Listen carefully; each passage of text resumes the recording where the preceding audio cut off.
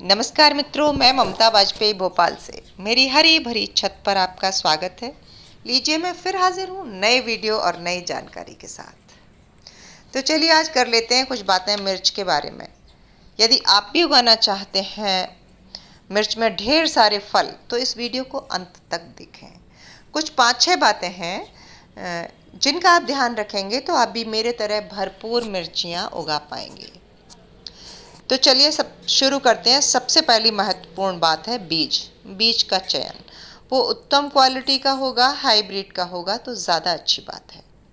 यूँ किचन से जो हम बीज, किचन में जो मिर्च होती है उससे फोड़ के डाल देते हैं, उससे पौधा तो उगाता है, पर चूंकि वो केमिकली ट्रीटेड नहीं रहता तो उसमें रोग लगने की अधिक संभावना होती है। तो बेहतर है कि हम हाइब्रिड का और केमिकली ट्रीटेड सीड लें। अगर आप नए गार्डनर हैं और आपको पौध बनानी नहीं आती तो आप नर्सरी से तैयार पौधे ले लेंगे, ये और भी अच्छा रहेगा आपके लिए। नंबर 2, मिट्टी। तो इसको मिट्टी कैसे चाहिए? तो वेल ड्रेन्ड मिट्टी चाहिए इसको। पानी अगर इसकी जड़ों में रुकता है तो इसे पसंद नहीं। और मिट्टी जब हम बनाते हैं तो हम इस तरह बना सकते हैं हम कि 60 से 70% मिट्टी और बाकी 30 से 40% गोबर की खाद और थोड़ी सी नीम की खली, बस। और थोड़ी सी, अगर एक प्रति गमला अगर कहें तो एक मुट्ठी राख, बस इतना आप इसके गमले में डालेंगे। एक मुट्ठी राख ज़रूर डालें। उसके मिर्ची में जो रोग लगते हैं, मरोड़िया रोग जो लगता है, उसके लिए बहुत अच्छा है। तो बहुत सारे ढेर सारे खाद की ज़रूरत नहीं है। 30% खाद बहुत उपयुक्त इसके लिए। इतने में बहुत अच्छी मिर्च हो जाती है। अगर आपके पास गोबर का खाद नहीं है तो वर्मी कंपोस्ट डालें, वो भी गोबर का ही खाद होता है। और किचन कंपोस्ट भी डाल सकते हैं, पर गोबर की खाद ज़रूरी है। अगर किचन कंपोस्ट डाल रहे हैं तो फिर थोड़ी गोबर की खाद, चाहे फिर वो वर्मी हो या दूसरी वाली हो।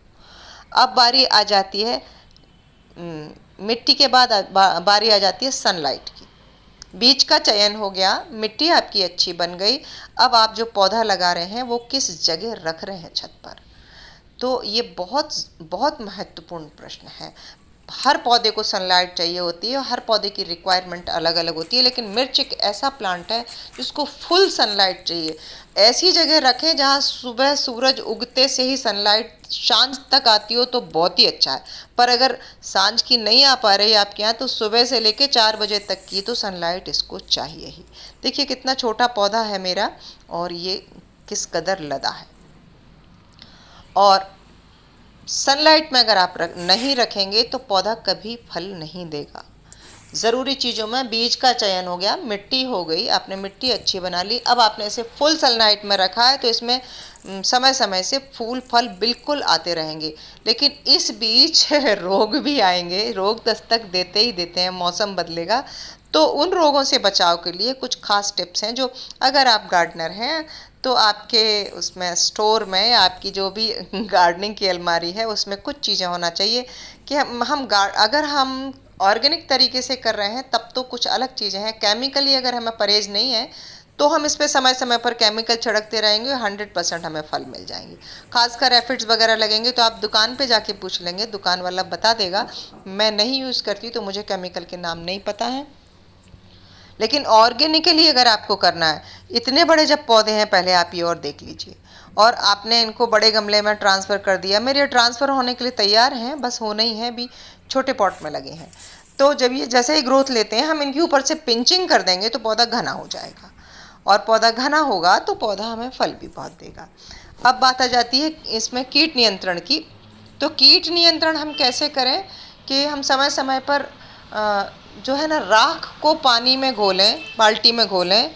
समझ लीजिए हमारी 250 ग्राम राख है और 1 लीटर पानी है, तो हमने उसमें डाल दिया, राख नीचे बैठ गई, उस पानी को पड़ा रहने दिया 2 दिन, और 2 दिन बाद छान के उस पानी का स्प्रे हम हफ्ते में 1 बार 2 बार करते रहें। अगर हमें लगता है मरोड़िया रोग ना लग जाए तो हम सुरक्षात्मक दृष्टि से 15 दिन में 1 बार हम लहसुन को कूट के चटनी बना के उस पानी को ताज़ा ही छान के बहुत पतला करके, मतलब अगर हमारे 1 गट्टा लहसुन का है तो वो 4-5 लीटर पानी में जाएगा, वो पानी भी स्प्रे कर सकते हैं। इसके अलावा हम छाछ को मटके में भर के रख देते हैं, उसमें तांबे का 1 चम्मच या लोटा डाल देते हैं और 10-15 दिन रखा रहने देते हैं, और वो खट्टा छाछ भी हम इसमें यूज करते हैं। तो ये चीज़ें अगर हम समय समय पर डालते रहेंगे तो हमारे उसमें दिक्कत नहीं आएगी।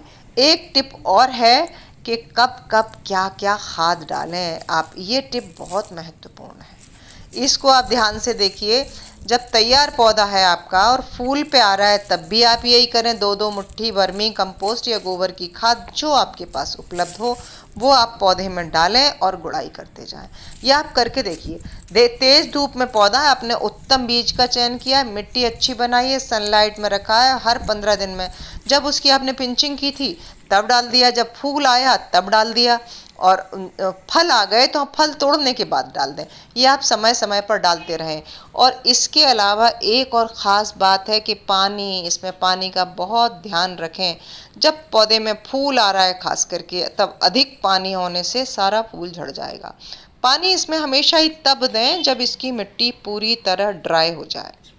अगर गमले में है तो मैं कहती हूँ बहुत छोटे गमले में न लगाएं। बहुत छोटे गमले की मिट्टी जल्दी सूख जाती है, फिर जल्दी पानी डालना, फिर वो हार्ड हो जाती है। तो आप पानी तब बड़े गमले में लगाएं, पानी तब दें जब मिट्टी पूरी तरह सूख जाए।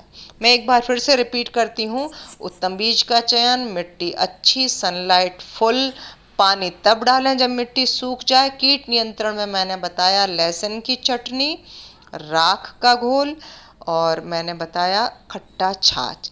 ये चीज़ें हैं, ये रोग लगने के पहले ही आप नियंत्रण करते रहेंगे। कुछ और टिप्स हैं जो मैं आपको बताती हूँ। बगीचे में घूमें, अपने हर प्लांट का पत्ता पलट कर देखें, अगर एफिड्स लग रहे हैं तो आप उन पत्तों को तोड़ के फेंक दें। तुरंत जो जो चीज़ें बताई उनमें से कोई एक घोल ज़रूर स्प्रे करें। अगर इसमें वायरस आ ही गया, इस सब करने के बाद किसी एक पेड़ पे आया है तो आप उस पेड़ को या तो उखाड़ के फेंक दें, किसी एक टहनी पाया है तो उसको नीचे से काट दें। उम्मीद है अब आप उगा पाएंगे मिर्च। वीडियो अच्छा लगा हो तो लाइक करें, शेयर करें और सब्सक्राइब तो मुझे कर ही लें। नमस्कार।